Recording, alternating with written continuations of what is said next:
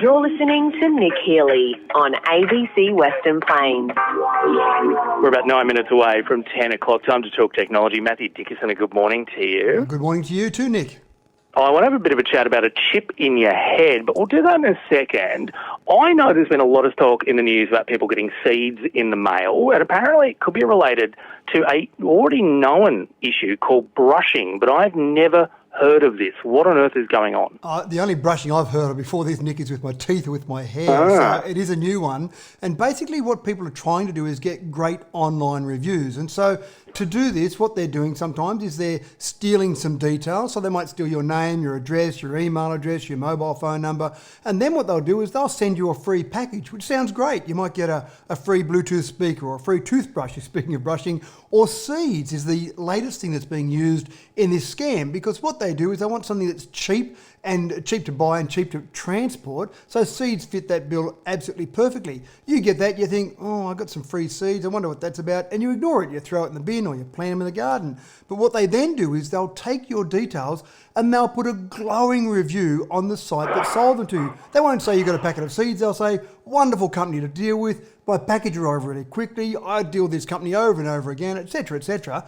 And the data shows that between 70 and 84% of people make online purchasing decisions based on the reviews they read. So they're trying to use your details. And it's a real person that'll say, Nick Healey at the bottom of this great review. And someone might say, oh, gee, I know Nick. He's used his company. I'll use it as well. So it's the modern equivalent of sitting around the pub saying, hey, go down to Billy's Blogs. He's got a great company to deal with. So this is a scam. And I suppose the tricky part here, Nick, is what do you do about it? And there's not much you can do about it. Once you've received that package, they've already stolen your details. Probably the only thing I'd recommend someone doing is if they haven't bought something, but if they receive something, I'd contact whoever sent it to them. So, for example, the marketplace, the Amazon, the eBay, not the company itself. They're the ones doing the scam, but I'd contact the marketplace and I'd say, I've received these free items. I didn't ask them. Here's the company that sent it to me. And if that company gets enough information about the same thing happening, they'll take some action against that particular company.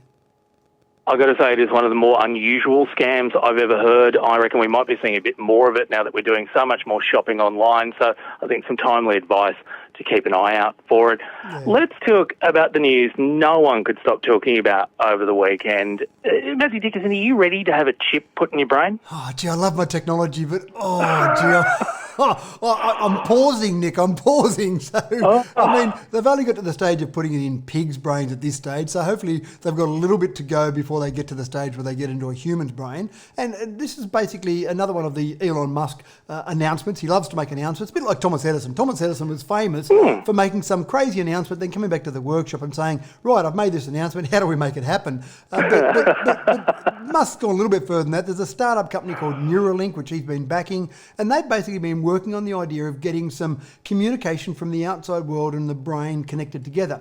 And what they've done so far with the pig is they've basically put a coin-sized chip in the pig's brain, some electrodes into the brain, obviously less complexity in the pig's brain, and simple things like if there's some food, if the pig starts sniffing around in some food, sticking their snout in some food, different waves are coming out of the brain and they're being picked up by this sensor that's in the brain. And that's about the level that we're at this stage.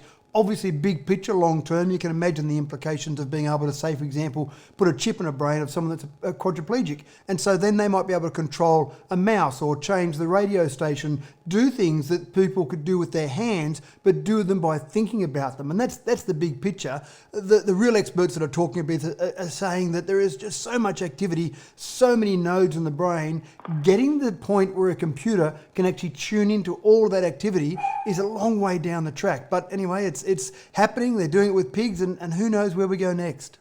Well, who knows? Because we've been trying to solve this idea of a brain-to-machine interface, a BMI, for a long time now. And a lot of the techniques we've seen have been things you wear on your head. They're non-invasive. They're basically sensing changes in electrical currents in your brain, to put it as simply as possible.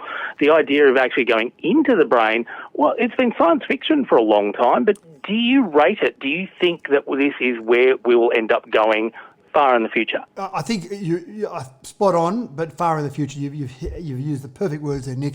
I don't think this is the next decade. I think this is the next decade. I think we're 50 years down the track, maybe. I mean, we used to see Dick Tracy with a watch in cartoons 60 or 70 years ago, and it took us that long to get there now. So this is the same sort of thing. And I think the real issue comes down to just the understanding of the human brain. We don't even understand memory yet, Nick. We don't understand how we remember things. We know that repetition in memory works, but we don't know why it works. So there's still a long way to go to understand the brain before we then start tapping into it and getting a computer to understand the brain. So long way to go, but I love the idea that someone's out there trying to push that edge of technology, and sometimes you never know where it might lead to. It might not lead to controlling things with the brain. It might lead to somewhere else, and who knows what happens from that.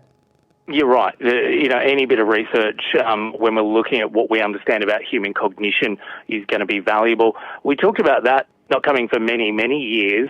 One country's got a bit of a plan to get flying cars happening a little closer to that. Look, I put this in, Nick, because I know you are a fan of flying cars. I am. I know you've been talking about them coming, but I am. Japan, 3 years. They're saying that they're going to have flying cars in their skies in 3 years' time. And so they've got this plan where they've got some fairly specific calculations around it, but they said they can have a two-seater vehicle that can travel 5 kilometres up in the air around major cities in Japan within the next 3 years. And obviously the idea is that it's a taxi. You hail a taxi, you've got a skilled pilot driving it, and then you jump in the back seat. Too bad if you've got a friend with you, they've got to go and get their own taxi. But basically you've got that ability to get short transport in somewhere like Tokyo that's obviously very busy. So, for example, getting from the airport into the city is a bit of a drama at the moment. You've got some high-speed trains, you've got taxis, but getting a flying taxi in from the airport, once people can start flying again, I think that's a huge ability that I think would add to that city. So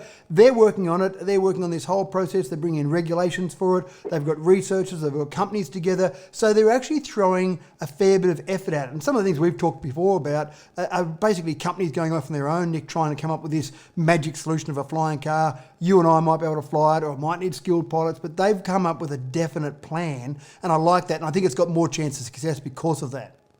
And it's an absolutely ambitious goal. I did see one suggestion that by 2050, Japan wants you to be able to travel anywhere in Tokyo in 10 minutes or less. It's a big claim, isn't it? Because Tokyo's pretty congested. And then you start to get to a whole range of things. Do you have stoplights in the sky? What do you do? Do you have certain channels that you fly in? So there's a whole range of things. We've solved most of those problems in terms of flights going between countries and between cities, in terms of the heights you fly at and which direction you're flying in. They've got to bring all that down and get that under an altitude of 150 metres, or around that 150 metres. And then you've got drones thrown into the mix as well, because you get people flying drones, and next thing you know, there's a taxi coming along and there's a drone there. So there's a fair bit of complication to go, but we've also got that beautiful 3D to work with. We haven't got 2 dimensions to work with. We've got 3 dimensions. So that gives us a bit more capability, I think. Mathew Dickerson, we'll talk again in a fortnight's time. Thanks, Nick.